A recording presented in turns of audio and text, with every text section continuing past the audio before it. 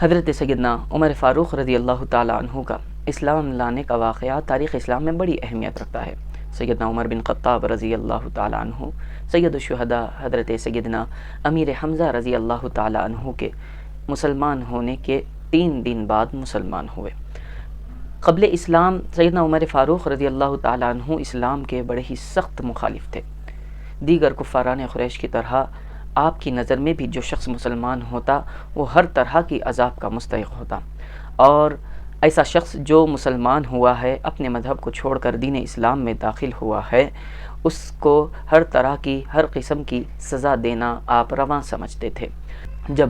حضرت سیدنا عمر فاروق رضی اللہ تعالیٰ عنہ نے دیکھا کہ لوگ تو دین اسلام میں داخل ہوتے ہی جا رہے ہیں اور ان کو جس طرح بھی عذاب میں مبتلا کیا جائے، جیسی بھی ان کو سزائیں دی جائے، اس کے باوجود بھی وہ لوگ اپنے ایمان سے، اپنے اسلام سے نہیں پلٹ رہے ہیں، لہذا آپ نے یہ فیصلہ کیا کہ کیوں نہ محمد عربی صلی اللہ علیہ وآلہ وسلم کا ہی قصہ کیوں نہ پاک کر دیا جائے۔ اس ارادے سے نعوذ باللہ آپ لہراتے ہوئے اپنے گھر سے تلوار شمشیر میان سے نکال کر نکلے، اور راستے میں آپ کو نعیم بن عبداللہ رضی اللہ تعالیٰ عنہ ملے۔ انہوں نے پوچھا کہ عمر کہاں کا ارادہ ہے؟ تو عمر بن خطاب نے کہا کہ میں رسول اکرم صلی اللہ علیہ وآلہ وسلم محمد عربی صلی اللہ علیہ وآلہ وسلم کو قتل کرنے کے ارادے سے نکلا ہوں۔ نعیم بن عبداللہ نے ان سے کہا کہ کیا بنو ہاشم اس عزم کے بعد تم کو چھوڑ دیں گے؟ تو حضرت عمر کہنے لگے کہ جب تک میرے ہاتھ میں یہ تلوار ہے مجھے کسی کا خوف نہیں۔ نعیم بن عبداللہ رضی اللہ تعالیٰ عنہ نے کہا کہ عمر پہلے اپنے گھر کی تو خبر لو،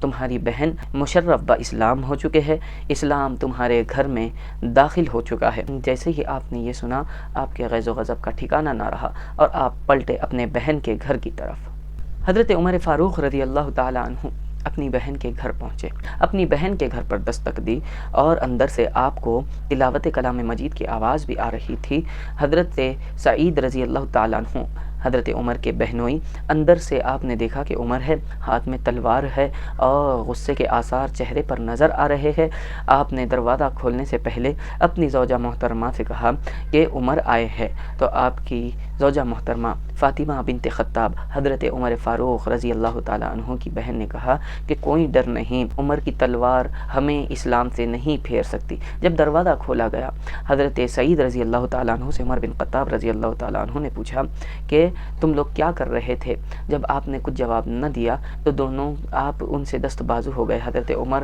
اپنے بہنوئی سے دست بازو ہو گئے۔ اس حالت کو دیکھ کر جب آپ کی بہن فاطمہ بنت خطاب رضی اللہ تعالی عنہا اپنے شوہر کو بچانے کے لیے آئی، فاطمہ بنت خطاب نے ان سے کہا اے عمر، تمہاری کوئی سزا ہم کو دین اسلام سے نہیں پھیر سکتی، ہمارے دل میں جو دین اسلام کی محبت ہے، تم چاہے ہماری جان ہی کیوں نہ لے لو، لیکن یہ ہمارے دلوں سے دین اسلام کی محبت نہیں نکل سکتی۔ یہ الفاظ کا حضرت عمر پر ایسا اثر ہوا کہ آپ کے دل میں اسلام کی طرف توجہ اور بہن کی محبت جاگ اٹھی۔ پھر آپ نے اپنی بہن سے کہا کہ جو کلام تم پڑھ رہی تھی وہ مجھے بھی لا کر دو۔ حضرت عمر فاروق رضی اللہ تعالیٰ عنہ کے سامنے کلام مجید کی یہ سورت سبح للہ ما فی السماوات و ما فی الارض وهو العزیز الحکیم جب آپ کے سامنے یہ تلاوت ہوئی، آپ نے جب یہ تلاوت کی کہ تسبیح کرتا ہے ہر شے زمین و آسمان میں جو کچھ ہے اللہ رب العالمین کی پاکی بیان کرتا ہے، پھر پڑھتے ہوئے اب جیسے ہی آمینو باللہ و رسولہ ہی پر پہنچے، بے اختیار کہہ اٹھے اشہد ان لا الہ الا اللہ و اشہد ان محمدن عبدہ و رسولہ۔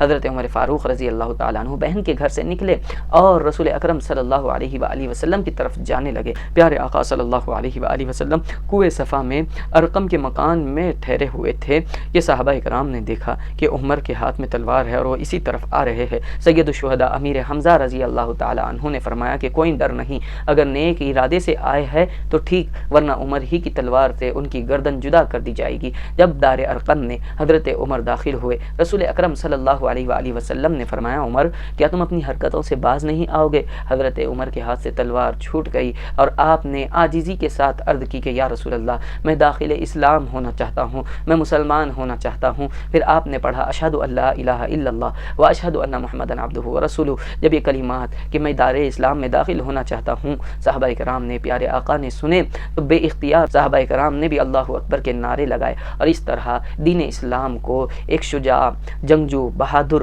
اور مسلمانوں کا دوسرا ہونے والا خلیفہ اللہ رب العالمین نے جن کے ذریعے دین اسلام کو بے حد ترقی عطا فرمائی، ایسا شخص دین اسلام میں، مذہب اسلام میں داخل ہوا۔